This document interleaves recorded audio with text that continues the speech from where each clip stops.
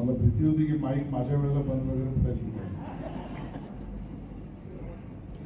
आपण सगळेजण प्रवीण आणि त्याच्या टीमला आणि देऊळ बंधक 2 याला शुभेच्छा आणि अभिनंदन करायला आलेलो आहे.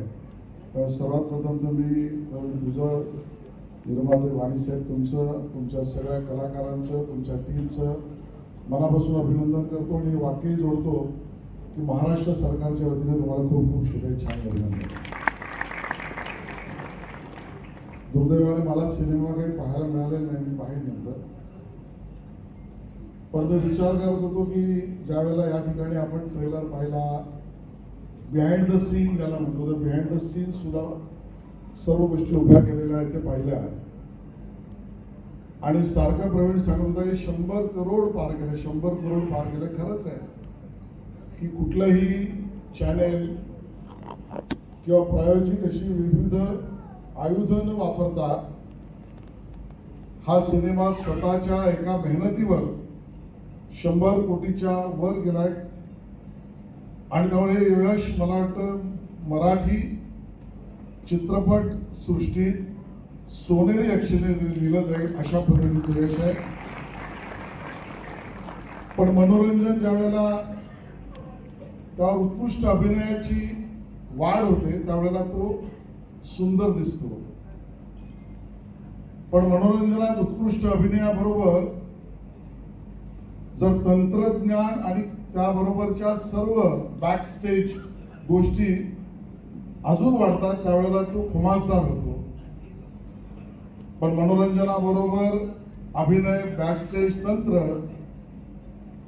याबरोबर सामाजिक भावना निर्माण झाली तर तो 100 कोटीचा होतो. आणि त्यात जर अजून ज्याला या ठिकाणी आशीर्वाद स्वामींचे आहे अशी आध्यात्मिक दैविक जोड ज्यावेळेला मिळते त्यावेळेला तो असीम, अमर्याद आणि अनंत होतो.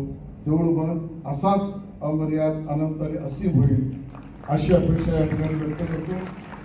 आणि बरेचसे माझे अन्य मित्र जे दिग्दर्शक निर्माते इथे आहेत त्यांना हे ओपन चॅलेंज आहे चांगल्या अर्थाने की यांना सुद्धा असंच यश मिळो. आता मला एक चांगली गोष्ट प्रवीण म्हणाला की मी सांस्कृतिक कार्यमंत्री झाल्यानंतर यश मिळालं, माझा काही रोल नाही.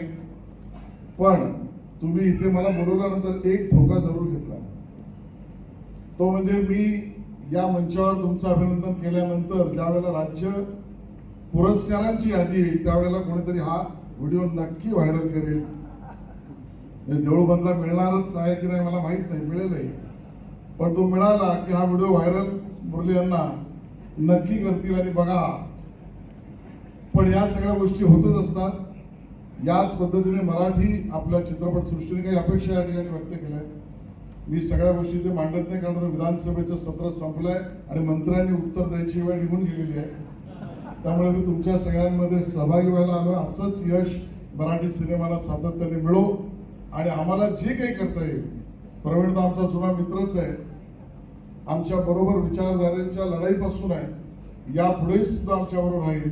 आणि अशा निर्मिती आणि दिग्दर्शन त्याच्याकडून सातत्याने हो. वहिनी तुम्हाला सुद्धा खूप खूप अभिनंदन, शुभेच्छा.